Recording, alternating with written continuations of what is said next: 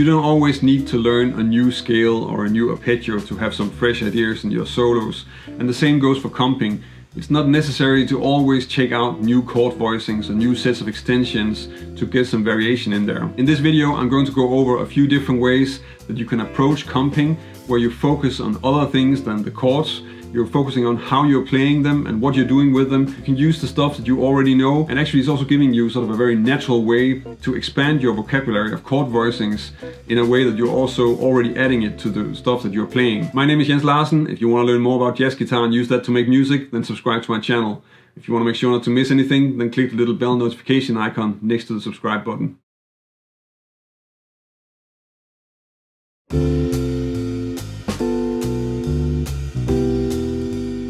This is a 2-5-1 in the key of C major. It's really simple. I'm just using 3-note voicings. You probably know them already.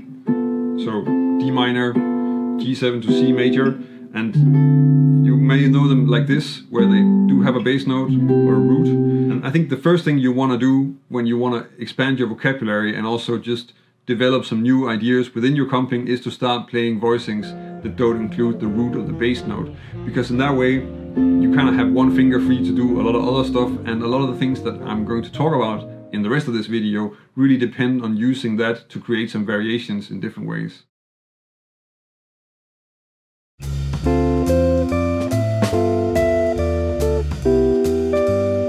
First thing I want to talk about is something that I think is really important if you're playing chords and that you actually have to be able to do, and that is create a melody with the top notes of the chords. I think this is a very strong concept for tying together the comping across several bars, because you don't only want to play the chords. It's not only about playing the right notes, you want to turn the chords and the way that you're playing the chords into a musical statement. One easy way to do that is to really think of the top note as a melody and then try to play a slow-moving, logical, strong melody with the chords. And you kind of want to be able to do that with, well, any song that you want to comp. And that's really worthwhile checking out and seeing if you can do that and work on that. And it's also an easy way to just naturally expand the way that you're comping and add a lot more improvisation to what is going on. So in my example here, I'm really busy. I'm playing a lot of notes because I want to show you what's possible. And I think if I was to play like this in a real situation, I would play, well, at least half of the notes. But it's just to give you an idea about how this can work and how you can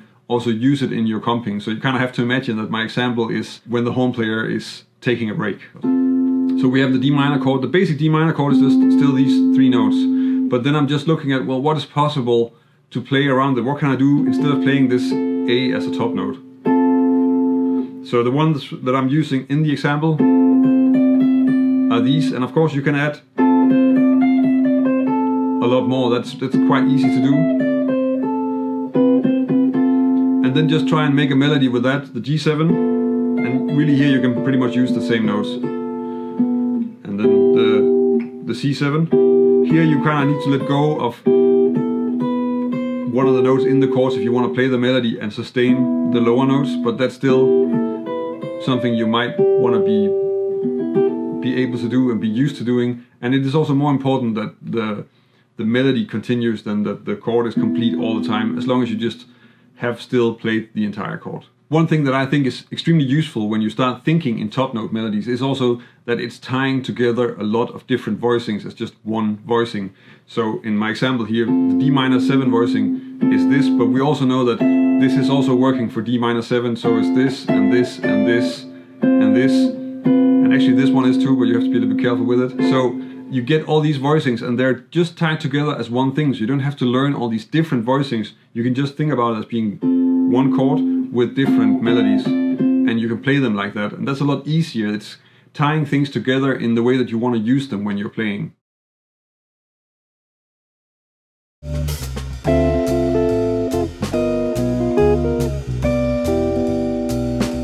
When it comes to playing chords in jazz, then I think we're so focused on what type of voicing and what kind of notes and the extensions and the scale sound that we are almost always playing the entire chord at the same time. And traditionally that is of course true, but really there is no law that tells you that you cannot arpeggiate a chord voicing. And it's actually a great thing to work with, because you can also delay certain sounds within the chord voicing, and you can just create a lot of variation, a lot of texture by not playing all the complete chords all the time. So in the example that I'm doing that here, I'm starting with the this D minor 7 voicing. It's still the same one, and I'm just adding the 9 on top. And then after playing it, I just arpeggiate the lower part, repeat the middle voices, moving to G7, which is now G7 altered. I've added an arpeggiation on that one as well, with a variation here. And then I'm going to the outer voices on the C major 7, adding the middle, and then repeating the lower voice.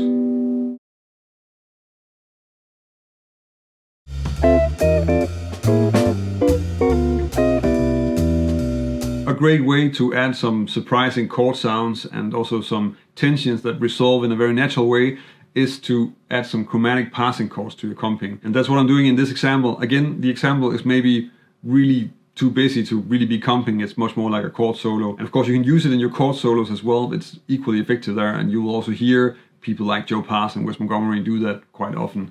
But the idea here is really just that I'm playing first, again, my D minor 9 here. And then just because I want to go to this melody note, I'm doing that with a passing note, and I'm harmonizing that as well. And usually the way that you would choose a chromatic leading note and harmonizing that is just to look at where it's going to. So if I'm going down to this D with the E flat, then I will take a voicing that resolves to that one. In this case, I'm just using E flat minor. Then I want to go to the G7, and I'm approaching that just from below with a G flat 7 or an F sharp 7. And then the same idea on the G7. I first have my G chord here, and then I want to go down to this one, but I have this B flat in between, and I'm harmonizing that with an A flat 7. And then of course the same idea with a C major 7, using a D flat major 7 down to C major 7 with a 9. The reason that I can keep on publishing videos every week is that there is a community of people over on Patreon that are supporting the channel. I'm very grateful for their support, and it's because of them that I can keep on making all these jazz guitar and music theory videos. If you want to help me keep making videos, then check out my Patreon page. If you join us over on Patreon, then I can also give you something in return for your support.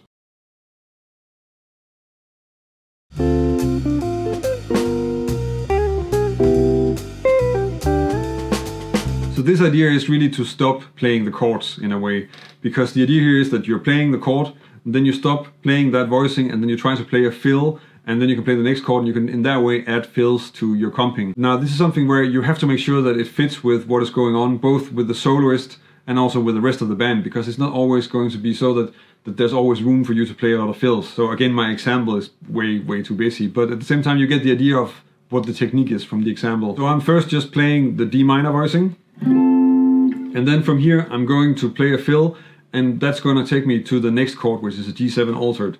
And what I'm doing is that I'm playing a fill that is closely related to the sound of the chord, because you kind of still want to have a fill that has the function of conveying the harmony and working as an accompaniment. It's not only a solo statement. So I'm really just playing the arpeggio of the chord, so a D minor 7. But I'm using that as a way of just really emphasizing that I'm ending on the next chord and going directly to the chord. So I'm ending the fill in a chord. That can be a really useful thing to check out, both for comping and also for your own solos. So I'm ending on this G7 altered, and then here I'm adding another fill, and here the same thing again. The fill is there and is moving directly to the chord, and that way creating movement and also still keeping the harmony there and driving the change of the harmony. On the C major 7 I'm also playing a fill, so I'm coming out with the chord here, then first just a descending C major 7 arpeggio, and then a sliding fourth interval. So I'm sliding from DG up to EA, giving me sort of a C6 sound. And this is coming out of something that I've talked quite a few times about on my Instagram account. You can use pentatonic scales really well to create fills, and also really just to create chord voicing. So in this case I'm using E minor pentatonic as a resource to actually create C major 7 voicings, and that's definitely something you want to explore.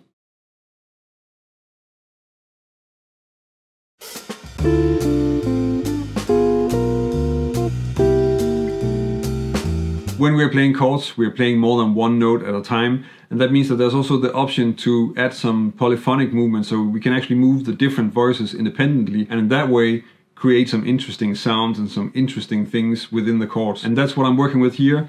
So the first part of it is really just using the lower voice of the chord. I'm again using just the basic D minor voicing, but I'm starting with this E up on the 4th string here, and then just moving that down stepwise, moving to the G7, and here I'm moving the melody, so the top note melody and not the inner voices, moving to C major 7, and here again using some inner voice movement by moving the lower part of the chord here.